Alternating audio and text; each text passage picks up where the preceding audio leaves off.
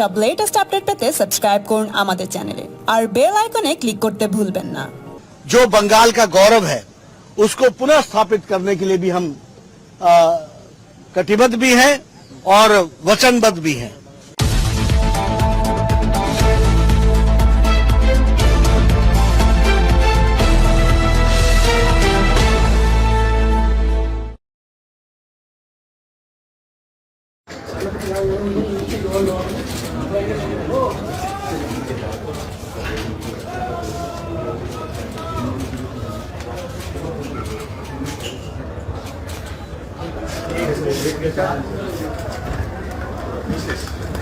Good year, 1925.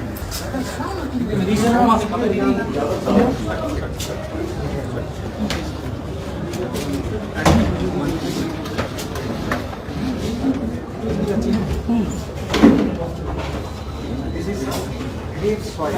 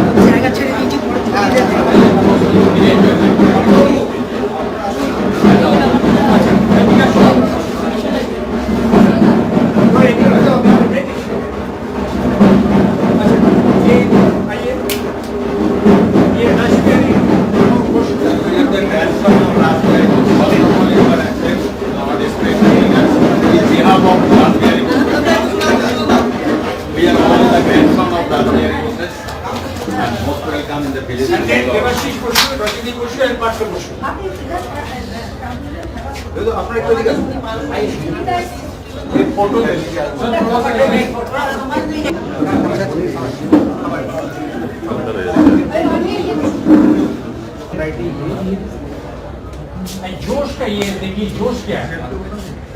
I am a fighter 1-5 more. I am a fighter. The last पूरा एक battalion दे दिया सुभाष चंद्र बोस। उनका देहांत हो गया 2 साल पहले 1945 में। 1947 मेरा आज़ादी मिल गया। हमको चाहिए कि उनका जितना रैंकिंग है एक कटकट। And what do you see there? All these archives documents we got from National Archives, INA documents. We have all these documents.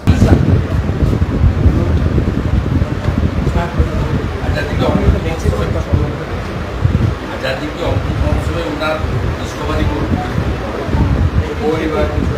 আমরা এই যে এই ডকুমেন্ট আইএনএ ডকুমেন্ট যে একসাথে মেরে ব্যাটালিয়ন ওনার ইলেকশন সমস্ত আমাদের কাছে আছে। একসাথে মেরে ন্যাশনাল আর্কাইভে রয়েছে। আমি কালচারাল মিনিস্ট্রির লোকদের পাঠাবো একটা এক্সিবিশন জায়গা না फोटोस्टैट कर सकता है। हाँ पूरा ही भेज देंगे आपको। पूरा ही आईएनए डॉक्यूमेंट्स के जितना ही है हम आपको भेज देंगे। और ये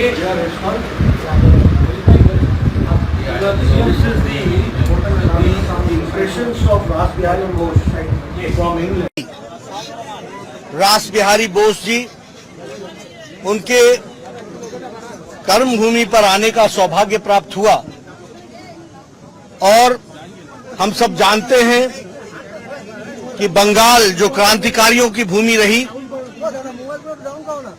वीर योद्धाओं की भूमि रही, सामाजिक नेतृत्व देने वाली भूमि रही, ऐसी भूमि से संबंध रखने वाले हमारे क्रांतिकारी रास बिहारी बोस के कर्म भूमि पर मुझे आने का सौभाग्य मिला है।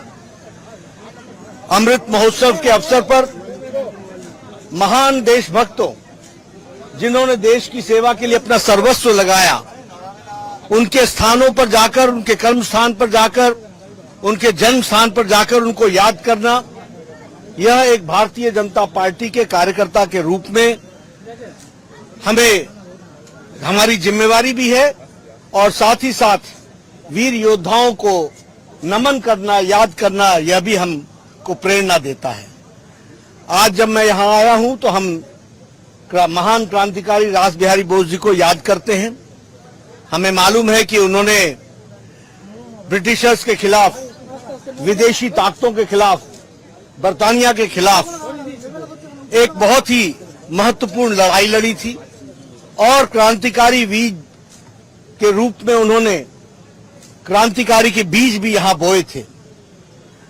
गदर रेवोल्यूशन में भी उन्होंने भाग लिया और ब्रिटिशर्स को अंदर से, जिसे कहते हैं कि एक टक्कर देने की योजना बना करके वो आगे बढ़े थे।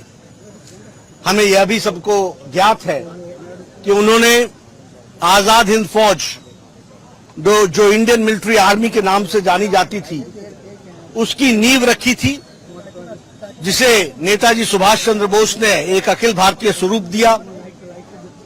1915 में उनको भारत छोड़ना पड़ा। शरीर रूपी वो जापान में जरूर थे, पर आत्मा रूपी वो भारत में ही थे। और उनका लिटरेचर, उनकी बातचीत जो हमें देखने को मिलती है और पढ़ने को मिलती है, वो बताता है कि किस तरीके से उन्होंने आजाद हिंद फौज को और क्रांतिकारी लड़ाई को यहां पर अंजाम देने में अपना योगदान किया। हम यह भी जानते हैं कि बहुत से उपन्यास, बहुत सी कथाएं उनके बारे में बहुत से कवि और लेखकों ने लिखी है जो प्रेरणादायी है। ऐसे महान विभूति के कर्मस्थली पर आने का मुझे सौभाग्य मिला। मैं अभिभूत भी हूं और नई ऊर्जा लेकर के मैं और मेरे साथी, आज हमारे साथ यहां पर हमारे अध्यक्ष सुकांतो मजुमदार जी, हमारे विपक्ष के नेता अधिकारी जी और हमारी सांसद लॉकेट चैटर्जी जी और सभी वरिष्ठ कार्यकर्ता यहां पर हमारे साथ हैं। हम सब लोग एक ऊर्जा लेकर के जा रहे हैं, प्रेरणा लेकर के जा रहे हैं और बंगाल के दृष्टि से भी जो बंगाल का गौरव है उसको पुनः स्थापित करने के लिए भी हम कटिबद्ध भी हैं और वचनबद्ध भी हैं।